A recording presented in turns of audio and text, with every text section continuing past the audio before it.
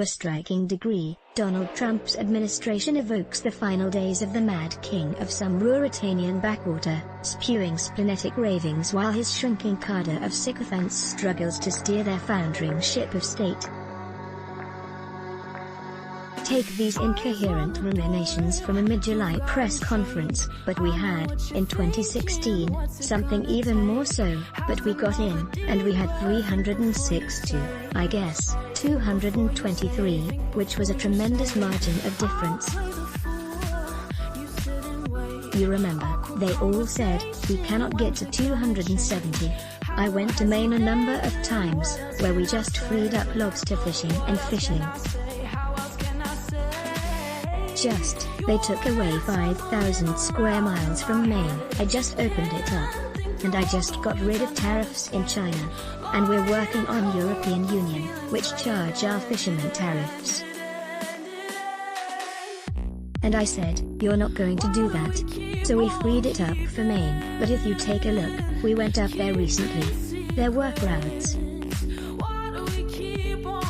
Thousands of people lined up going over to a factory where we were opening up, or, we're making swabs, a beautiful, big, new factory, making swabs. Problem is, who does this pretty much every day? Emulating a frightened oldster hearing the first, faint echo of senescence like a distant signal on a transistor radio, Trump bragged to Chris Wallace about tasting a test designed to detect the onset of Alzheimer's or dementia. But his problem is different. Instead of entering his second childhood, Trump seems never to have left his first. These recurring scenes from a Peter Sellers movie might have a certain serio-comic fascination had Trump not failed the most serious test of real-world leadership, a rolling public health disaster which has afflicted sickness, death, and privation on many millions of Americans. Once again, COVID-19 is surging. Our total number of cases is heading toward 5 million. Our fatalities already exceed 160,000. Asks Ed Young in The Atlantic, how did it come to this? A virus 1,000 times smaller than a dust mote has humbled and humiliated the planet's most powerful nation. America has failed to protect its people, leaving them with illness and financial ruin. It has lost its status as a global leader. It has careened between inaction and ineptitude. The breadth and magnitude of its errors are difficult, in the moment, to truly fathom. Young provides the obvious yet appalling answer. Trump is a comorbidity of the COVID-19 pandemic. He isn't solely responsible for America's fiasco, but he is central to it. Podcast Middle. August 7, 2020. Bill Kristol on God, Man, and Trump. On today's Bulwark podcast, Bill Kristol joins Charlie Sykes to discuss the president's new religious case against Joe B. Trump's abdication of responsibility proceeds apace. He has no national testing strategy, no plan for the reopened schools he so noisily demands, no road to reviving the economy, no disciplined or sustained message about social distancing and wearing masks. Nothing but the prattling of a self-absorbed child regurgitating willful make-believe, claiming that the virus will disappear or that hydroxychloroquine is great. By at least February, any sane president would have rallied the country to curb the coronavirus before disaster struck, using federal power with the expertise of scientists to distribute vital resources, facilitate testing, and develop a national public health regime. Instead, America's ersatz Nero heeded the discordant notes of his own incessant fiddling, downplaying the threat to life and health while spreading disinformation that endangered all who believed him. In The Washington Post, Ashley Parker and Philip Rucker explain his lethal incapacities. People close to Trump, many speaking on the condition of anonymity to share candid discussions and impressions, say the president's inability to wholly address the crisis is due to his almost pathological unwillingness to admit error, a positive feedback loop of overly rosy assessments and data from advisors and Fox News, and a penchant for magical thinking that prevented him from fully engaging with the pandemic. Instead of listening to science, Trump looks for affirmation from the fever swamp of right-wing media, recycling falsehoods, bogus conspiracies, and patent quackery.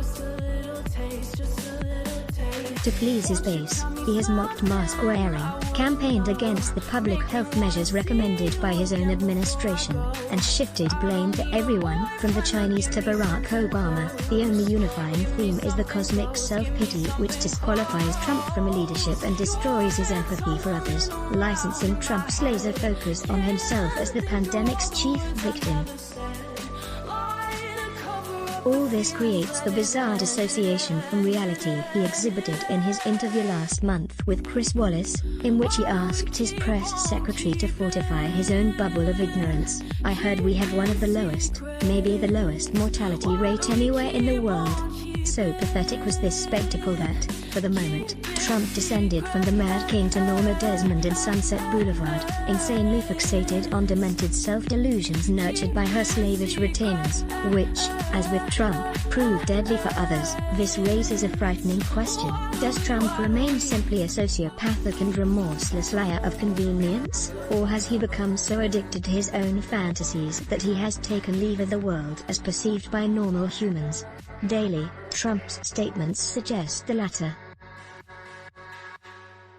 The Washington Post reported but one example. In wide-ranging, often erroneous comments on Fox and Friends, Trump claimed the virus was spreading in a relatively small portion of the country. "It is spreading nearly everywhere," said children are virtually immune to the virus. They are not, and once again insisted the outbreak will go away like things go away. This followed Trump's surreal interview with Jonathan Swan of Axios, a spectacle aptly described by Ryan Bort in Rolling Stone. Trump genuinely seems to think at the top of this clip that he's about to put the idea that he's mismanaged the pandemic to rest by showing Swan a few charts his aides printed out for him. As Swan soon realizes, Trump is touting that the death rate by the case is lower than in other countries. Far more pertinent, obviously, is the percentage of the American population Trump has let die from COVID-19. As Swan quickly points out, "You can't do that?" Trump says, "Why can't I do that?" Swan asks, "You have to go by. You have to go by." Trump begins before shuffling some papers and trailing off, but for the rest of America, reality bites hard, said Drive. Deborah Burr on CNN, "What we are seeing today is different from March and April. It is extraordinarily widespread." In the latest manifestation of his penchant for projection, Trump called her remarks pathetic. It fell to another member of his captive coronavirus task force, Admiral Brett Giroir, to discredit yet again one of Trump's most persistent quack cures, hydroxychloroquine. Little wonder, then, that public health officials fear Trump will pressure the FDA to approve a vaccine before it is proven safe and effective, which is to say, before November. Perhaps the most dramatic example of Trump's departure from reality is his failure to comprehend that containing COVID-19 is, and always was, the indispensable prerequisite to reopening the economy. Particularly astonishing is this most self-interested of presidents' failure to comprehend his own political self-interest. Rather than grappling with the linkage between public and economic health, he attempted to transform America into a Disney World wherein the economy could rebound on its own. Our real-world reward is the largest quarterly economic decline, 9.5%, in the 70 years since the government began posting such data. This news broke immediately after our tangerine soothsayer assured us that the recovery has been very strong. 16+ million unemployed Americans were no doubt relieved to hear that, rationalizing Trump's failure to deal with the pandemic. His economic advisor Stephen Moore lionized his crippling myopia. He's so focused on the big problem, which is getting the economy up and running and trying to get businesses up on their feet. That's been their priority. What's so scary is that Moore is not the biggest fool to advise Trump on the economy.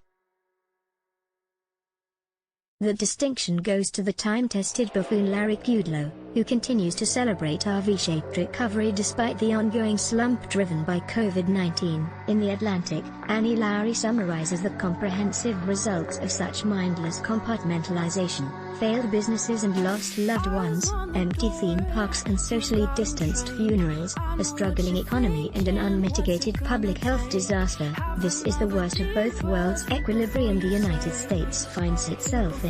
Trump's refuge from reality is that the stock market is thriving,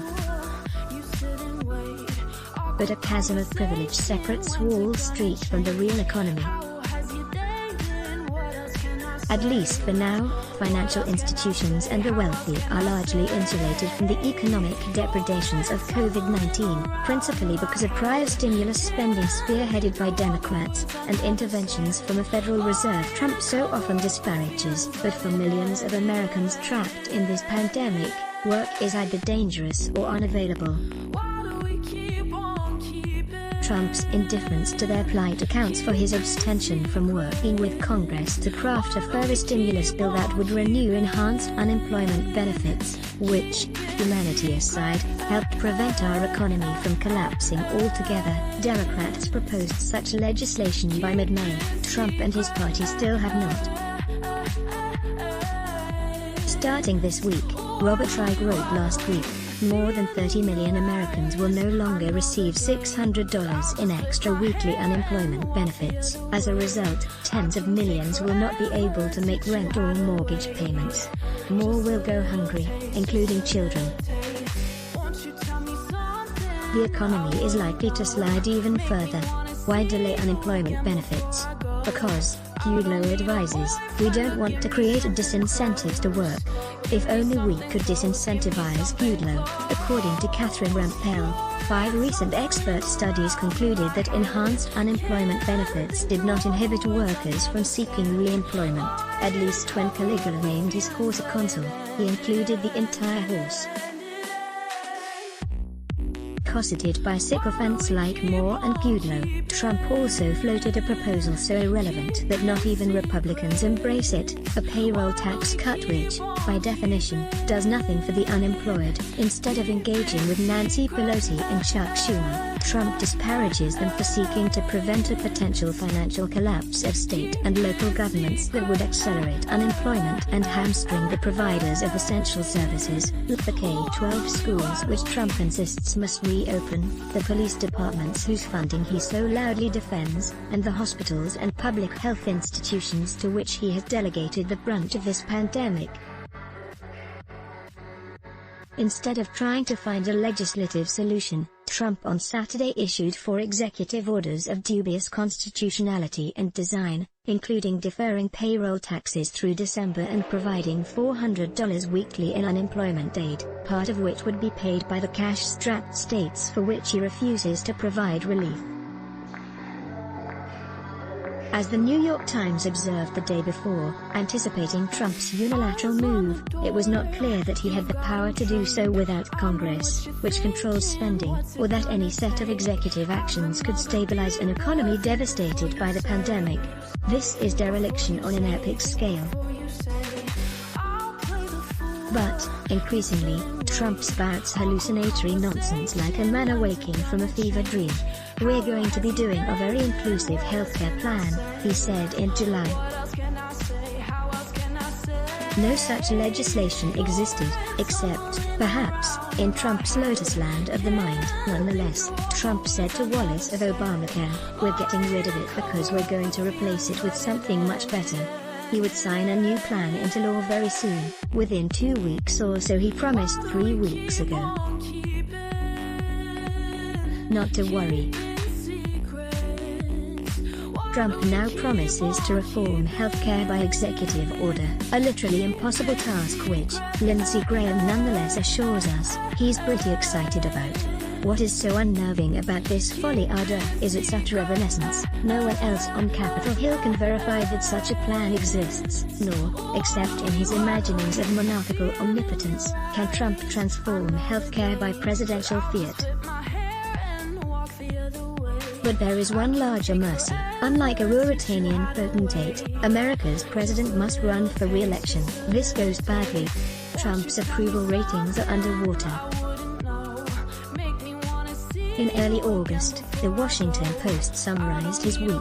A slew of public polls showed Trump falling further behind Biden, who now leads by double digits nationally. Trump demoted his campaign manager Brad Parscale and replaced him with longtime GOP operative Bill Stepien. Nearly 25,000 Americans died of the novel coronavirus, and a record 2 million were infected. Trump canceled the Republican National Convention celebrations. The economic recovery from a record contraction slipped into reverse, and 30 million Americans lost their $600 weekly federal unemployment assistance after the White House and Congress struggled to negotiate a stimulus package. What stands out amid this self-inflicted wreckage is that, as ever, Trump found someone else to blame: the erstwhile genius Parscale. But this cannot obscure what would be obvious to anyone but a pathological narcissist, that Trump's most insuperable problems fester within. Denuded of self-awareness, Trump looks in the mirror and sees himself in the eyes of his adoring base. But in his suffocating solipsism he refuses to perceive how many Americans will vote against him out of ineradicable loathing. Instead, Trump demonizes Joe Biden. Consider this semi-hysterical tweet: Joe Biden and the radical left want to abolish police, abolish ICE, abolish bail, abolish suburbs, abolish the Second Amendment, and abolish the American way of life. No one will be safe in Joe Biden's America. Donald J. Trump, at Real Donald Trump, July 15, 2021 trembles at the thought. But, on Thursday, Trump further informed us that Biden was out to kill off Christianity, the Bible, and God himself. He's following the radical left agenda: take away your guns, destroy your Second Amendment, no religion, no anything, hurt the Bible, hurt God. He's against God. Even worse, Trump added, he's against energy, our kind of energy. Such incoherent vituperation captures Trump's central problem. Compared with Trump himself, Biden is Mr. Rogers. Trump's ad hominem lunacy isn't working, and his time is running out. Early voting in Pennsylvania, North Carolina, and Wisconsin starts in mid-September, and Trump's campaign seems to be writing off Michigan. In desperation, Trump has declared war on the ultimate reality which separates democracies from monarchies, that, come November 3rd, voters will render judgment on his presidency. Hence his preemptive claims of voter fraud spawned another hallucination, postponing the election itself. Oblivious to John Lewis's funeral, Trump tweeted, with universal mail-in voting, not absentee voting, which is good. 2020 will be the most inaccurate and fraudulent election in history. It will be a great embarrassment to the USA. Delay the election until people can properly, securely and safely vote. Donald J. Trump, at Real Donald Trump, July 30, 2020 that this would abridge the Constitution eluded America's premier historical illiterate. What's real is a fear of mail-in balloting so deep that he threatens not to honor the electoral results. Trump's solution is to sabotage another of our institutions, the Postal Service. The Washington Post reports that his new Postmaster General, a Trump megadonor, is cutting overtime pay, shutting down sorting machines early, and requiring letter carriers to avoid extra trips, all of which operate to delay mail deliveries. The almost certain effect will be to undermine voting by mail, and therefore the election itself, which is precisely what Trump wants. Observes the Post, a delay in delivering ballots to voters and then returning them back to election officials could cause people to be disenfranchised, especially in states that require ballots to be returned by Election Day, voting rights experts warn. This would force Americans to vote in person at risk of their own health or, Trump's preference, to have their ballots discarded. This evokes the maddest of monarchs. Having abandoned his duties to America, he would trash its democracy to save himself. Because nothing ever matters to Trump, but Trump. It is what it is. Trump said of our national death toll, and what it is, more terrible to say, is the perfect expression of everything Trump is. Let's block ads. Why? Show your love for him. Click the link in description. Thanks for watching.